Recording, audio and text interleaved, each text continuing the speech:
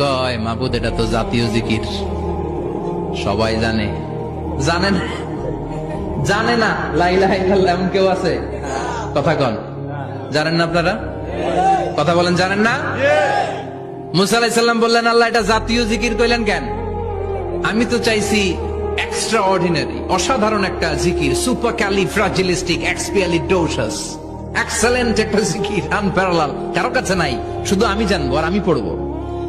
আল্লাহ বললেন মুসা এই লা ইলাহাকে যদি এক পাল্লায় রেখে দাও, তামাম বিশ্ব, সাত আকাশ, সাত জমিনটারে তুলে যদি তুমি আরেক পাল্লায় রেখে দাও, লা রাজাহাত কাফাতু লা ইলাহা ইল্লাল্লাহ, মুহূর্তের মধ্যে লা ইলাহার পাল্লা ভারী হয়ে যাবে।